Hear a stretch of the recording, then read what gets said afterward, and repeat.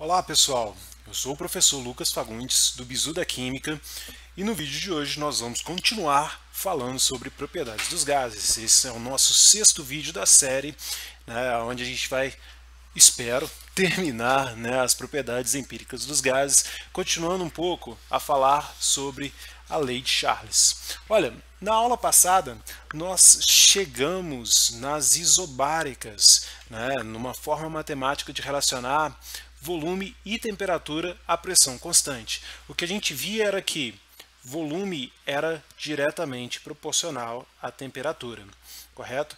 Isso é traduzido da seguinte forma: volume sobre temperatura é uma constante, só que essa constante ela apresenta dependência da pressão.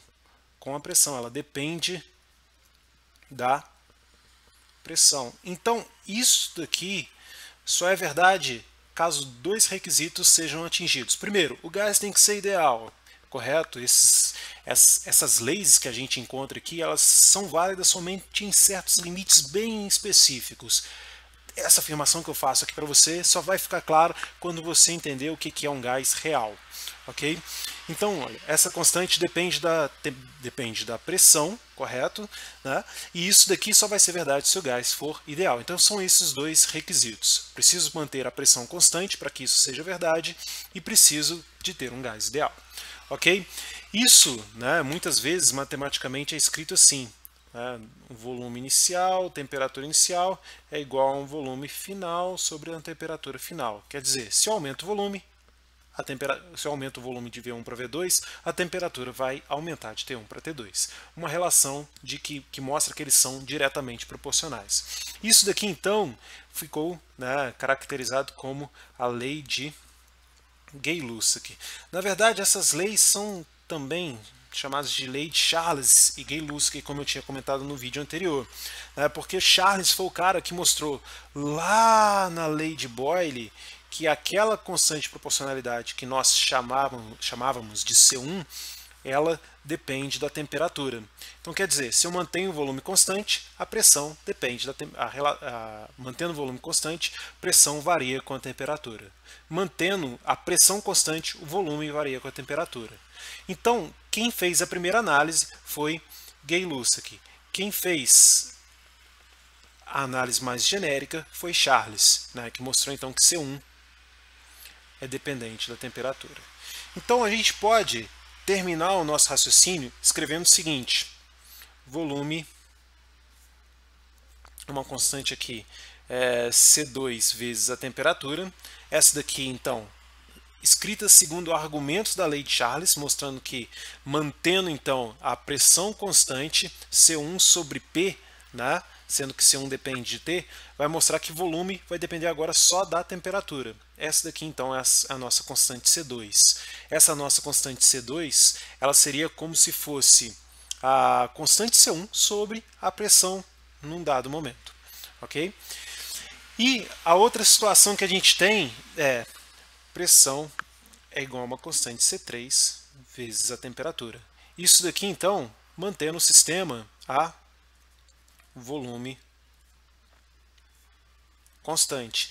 Então, é natural perceber, talvez não seja tão rápido, talvez você tenha que pensar nisso num primeiro momento, mas depois de certo tempo vai ser natural perceber que C3 deve depender do volume, porque olha, se eu mantenho o volume constante, pressão e temperatura são diretamente proporcionais. Essa daqui então nós vamos explorar agora um pouco mais, com um pouco mais de detalhes para a gente entender como funciona, que é, se eu coloco então, de novo, pressão no eixo Y e temperatura no eixo X, e aí você já vai reparar que eu vou colocar direto essa temperatura já em Kelvin, para você lembrar que a temperatura em kelvins é igual à temperatura na escala Celsius mais 273,15. O que vai acontecer aqui? Pressão versus temperaturas, versus temperatura, apenas temperatura, vai dar uma relação de linearidade. Quer dizer o seguinte: nessa temperatura zero, no zero absoluto aqui, a pressão seria zero. Então repara que esse pontilhado aqui indica que isso é uma lei limite natural. Se eu diminuo a temperatura, existirá um momento que o gás deixará de ser gás e passará a ser um líquido ou um sólido, dependendo de novo de onde está o ponto triplo desse gás. Ok? Então essas curvas aqui, elas são chamadas de isocóricas ou isócoras. Tá? O iso, né, de igual, e o cor aqui, né, de córica, de volumétrica. Perfeito? Então, olha, essa curva aqui ela já mostra que essa análise que a gente está fazendo das propriedades empíricas, ela deve falhar em algum momento. E o momento vai ser exatamente esse, o limite das temperaturas muito baixas, correto? Né? Essa lei deve falhar, e dos volumes muito grandes. Correto? A gente vai entender isso melhor das pressões muito altas. A gente vai entender isso quando a gente estiver falando dos gases reais. Perfeito? Então, olha, isso daqui foi colhido num dado volume.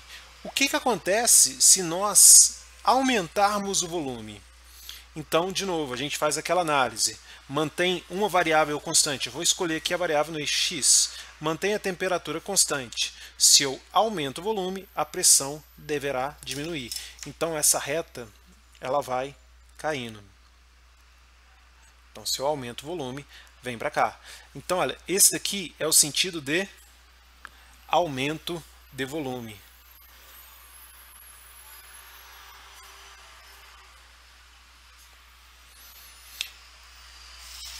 E aí, de novo, a gente cai em algo interessante, porque eu posso relacionar pressão e temperatura através de uma reta.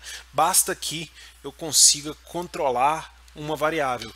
E, na minha opinião, essa daqui seria a variável mais fácil de controlar, porque para ter o volume constante, basta que você não tenha êmbolo no seu sistema. Né? Basta que o seu sistema não possa se expandir ou comprimir. Então, olha, as partículas que compõem o seu sistema estão confinadas agora dentro desse recipiente. Né? Quando você aumentar a temperatura, elas vão se mover mais rápido, exercendo maior pressão. Tranquila essa ideia, pessoal? Essa daqui, então, é a lei, né, conhecida como lei de Charles, mas fica essa confusão, né? O que é lei de Charles, o que é lei de Gay-Lussac, e alguns autores preferem, então, chamarem de lei de Charles e Gay-Lussac. Tá? É só essa questão, então, de quem fez primeiro. Né? E aí, essa lei de Charles ela também pode ser escrita assim, olha, pressão sobre temperatura é uma constante C3. Isso daqui geralmente aparece escrito assim no livro, nos livros. P1 sobre T1 é igual a P2 sobre T2. O que quer dizer isso? E lembrando que a temperatura em Kelvin. Essa linearidade só vale com a temperatura em Kelvin. Quer dizer que, se eu tiver um gás, uma pressão inicial, numa temperatura inicial, confinado num recipiente de volume constante, qualquer alteração ou na pressão ou na temperatura permitirá que eu encontre a próxima variável. Perfeita essa ideia. Né? Feito isso, então, seria muito legal se a gente tivesse uma equação matemática que permitisse relacionar pressão, volume e temperatura. Olha, eu vou colocar as leis que a gente encontrou até agora. A gente tem o seguinte, nós temos até o momento a lei de Boyle, que mostra que pressão vezes volume corresponde a uma constante de proporcionalidade C1, onde C1 depende da temperatura. Essa daí é a afirmação da lei de Charles. Tá? Eu vou colocar aqui então como sendo leis, na verdade, de Charles e Gay-Lussac, que vai dizer o seguinte, volume sobre temperatura é igual a uma constante C2 e pressão sobre temperatura é uma constante C3. Essa constante C2 depende da pressão, essa constante C3 depende do volume, correto? E aí nós chegamos então numa equação combinada, que é frequentemente conhecida como equação geral dos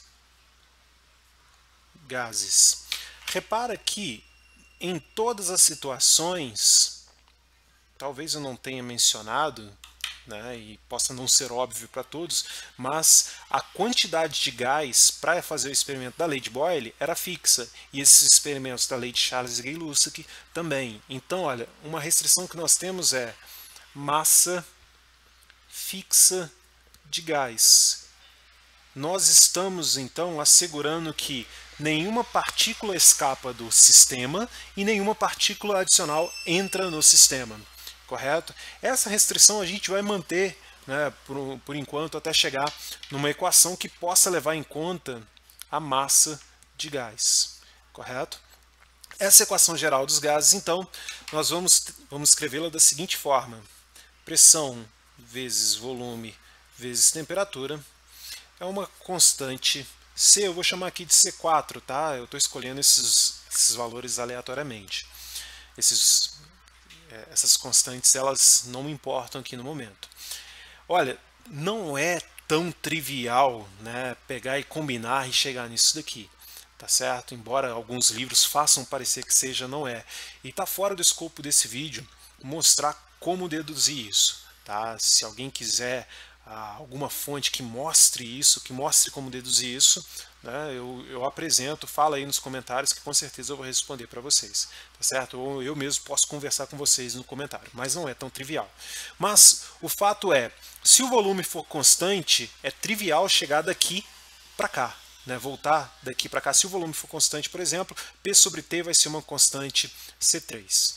Se a temperatura for constante, C4 vezes T vai ser uma nova constante. A gente cai aqui na lei de Boyle.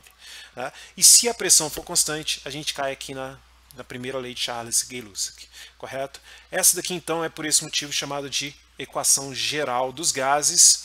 E aí ela também pode ser escrita dessa forma. P1V1 sobre T1 é igual a P2V2 sobre T2.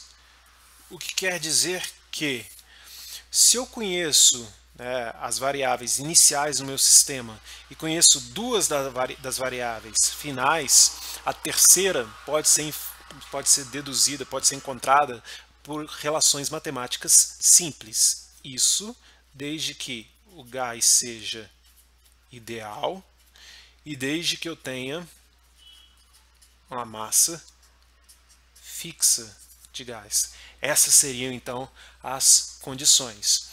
Outro detalhe que é muito importante, se você for resolver problemas com essa equação geral, isso só vai ser possível se as pressões, os volumes e as temperaturas estiverem todos, respectivamente, nas mesmas unidades. Então, por exemplo, se eu trabalho com pressão em ATM, a pressão inicial em ATM, a final tem que estar em ATM.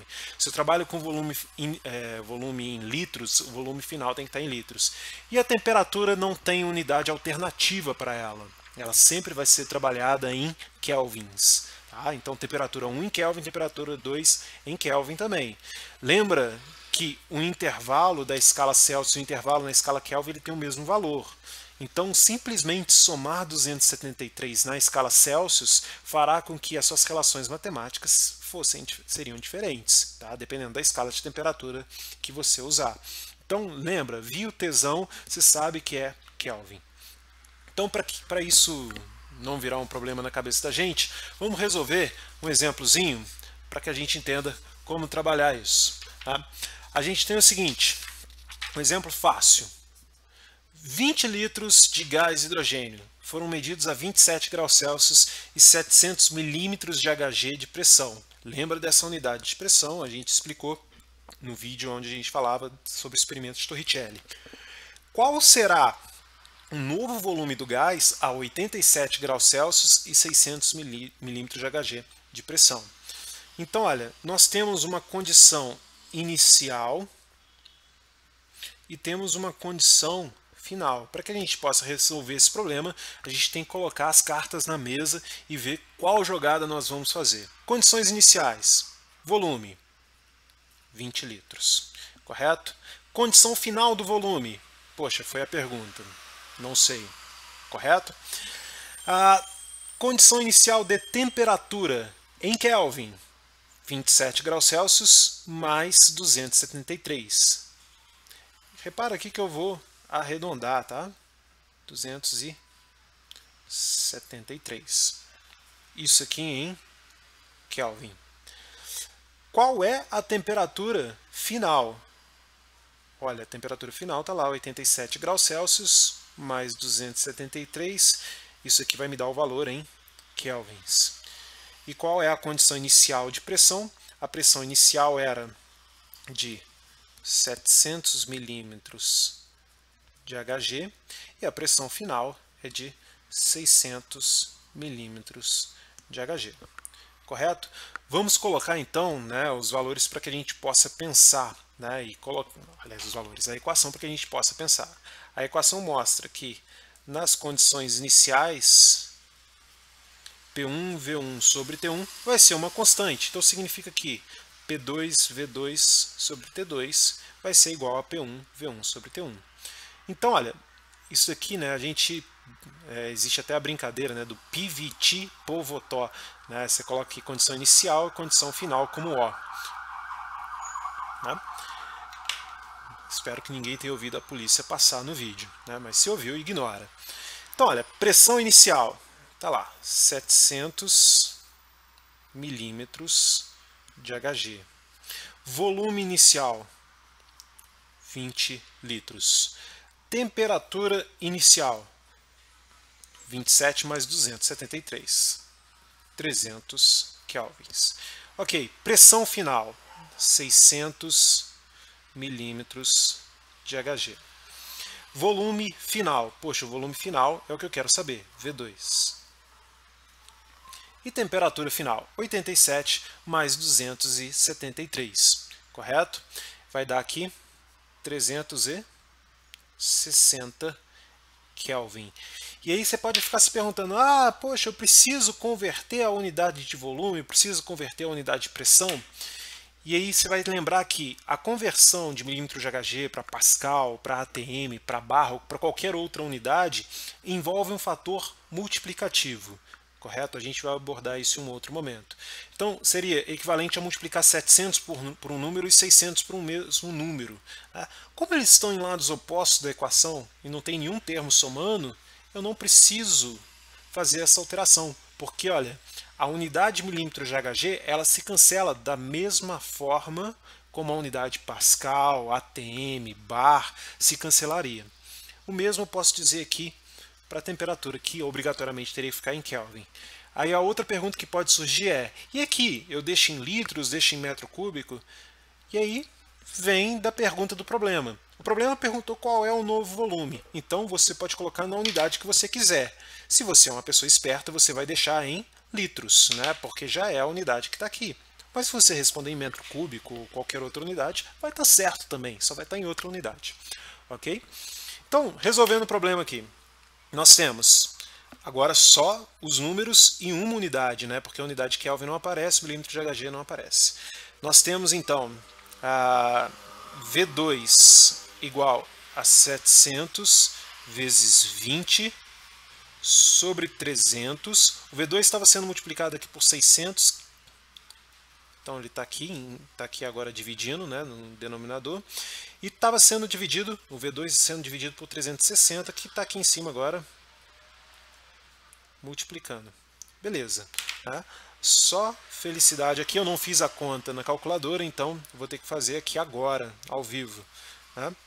Que bom, é uma conta fácil. Repara aqui que eu cancelei os zeros, né? Eu cancelei esse com esse e esses dois aqui. Tá? 36 por 6 vai dar 6. 6 por 3 dá 2. 2 vezes 2, 4 vezes 7. Nós temos 28. 28 o quê? Como isso aqui tinha sobrado litros, nós temos aqui 28 litros. Ok? Então, pessoal, é isso então.